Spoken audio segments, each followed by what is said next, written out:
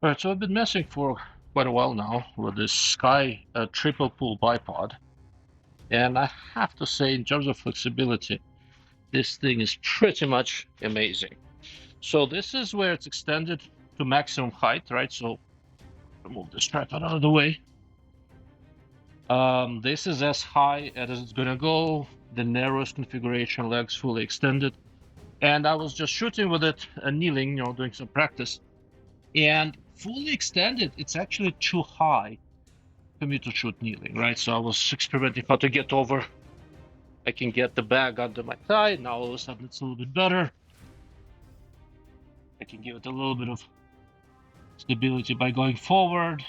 And I was able to hit things out to about 430 yards, although I'm not the best at it, in reasonable comfort. If I can get a little lower, getting lower is very straightforward.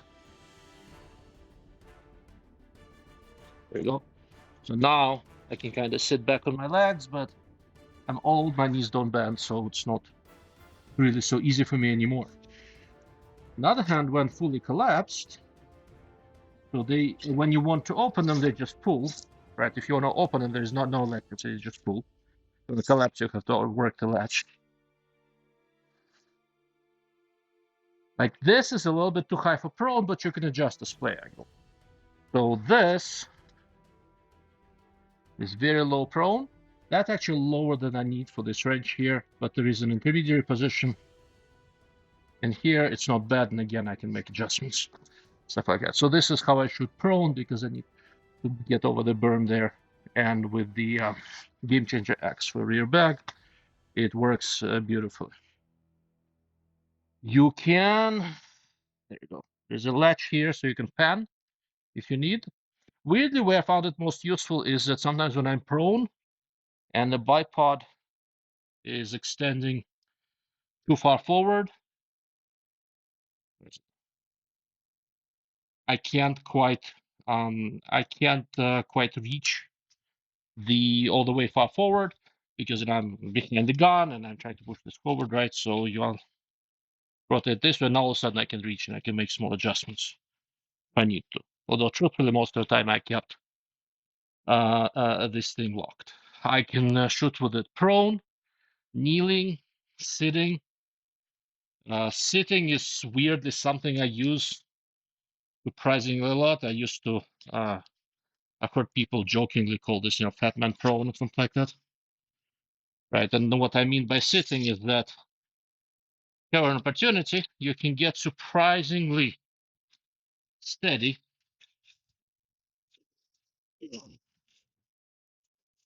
by just sitting on your ass. This is still a little bit high, so collapse it. Right. So this is not bad, and I use the sling to pull it into my shoulder a little bit, lower the tripod a little bit, and this is not bad at all. Want to support, you can pull your knee up.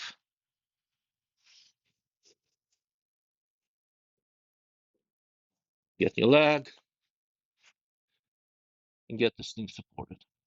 Again, the bipod allows me a nearly infinite number of these configurations, and if I want to shoot up, I can. If I want to shoot down, I can. All the adjustments are relatively quick. One of the steadiest ways for me, because I'm big and fat and I don't like to be on my knees, one of the steadiest ways for me to shoot with this thing is basically this, right? Use the tripod in your arm as a rear connection. This is not quite like shooting off of the bench, but it's not bad. I'm looking at the same 400-yard plates, and I don't think this is going to be all that much of an issue. With a fixed skeleton, I stock what I like to do. I like to generally hold it like this. I don't know if you guys can see it. Maybe this way you can see. I get my thumb into this thing and support it this way, and it's very, very nice and steady.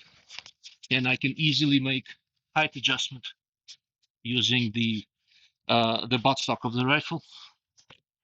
And this way, I don't need to contort my knees into anything unnatural. So I have a 430-yard plate.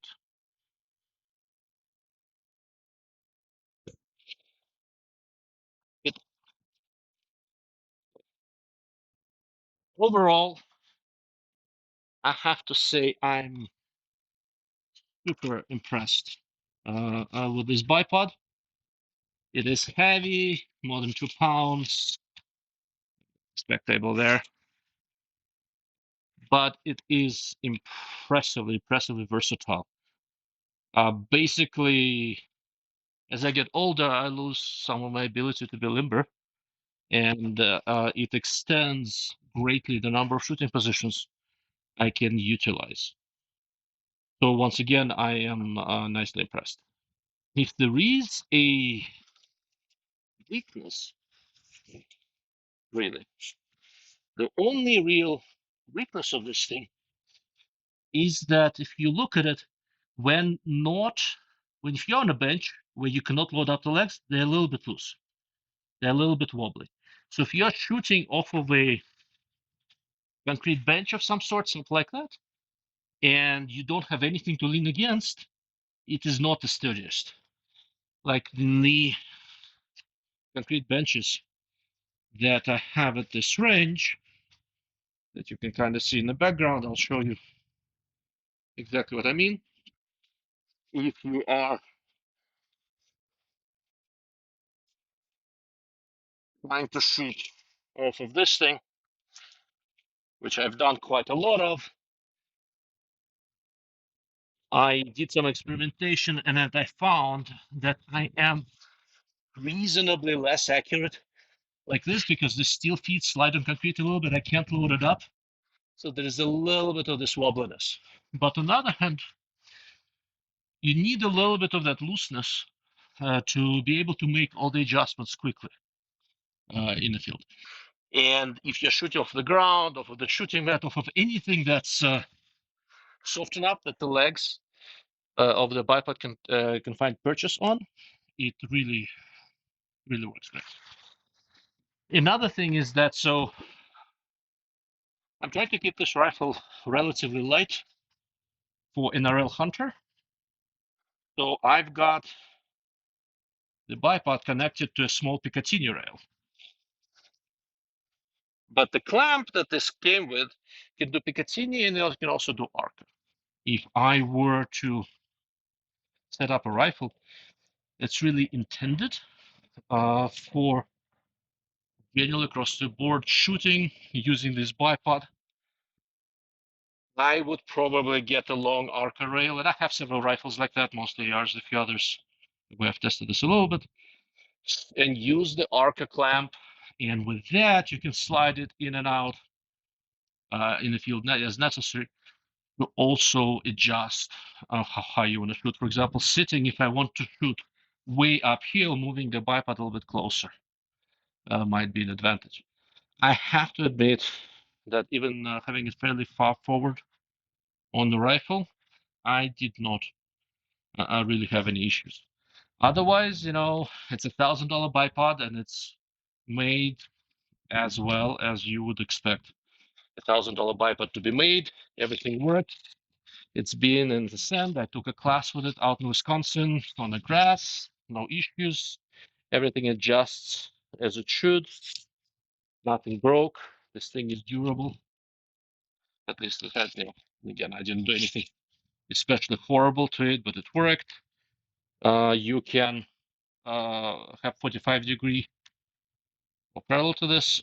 Shooting, I was a little bit concerned when this thing is attached to the forward of the rifle shooting off the bags, if this would disturb me at all or not, once again, because there's a little bit of looseness that you need to make quick adjustments. So that didn't seem to give me any issues. If anything, it was a little bit of weight on the front of my relatively light fixed rifle. Overall, I have to admit that I am extremely impressed. The grand, unless I talk MDT and unless the discounting is for me, I don't think I can afford it. But and for the NRL Hunter stuff I do, I can squeeze into 16 pounds with this, but not into 12, so it would be nice to have. I don't think it's, strictly speaking, necessary. if I was shooting more across the board stuff. I would seriously consider it. It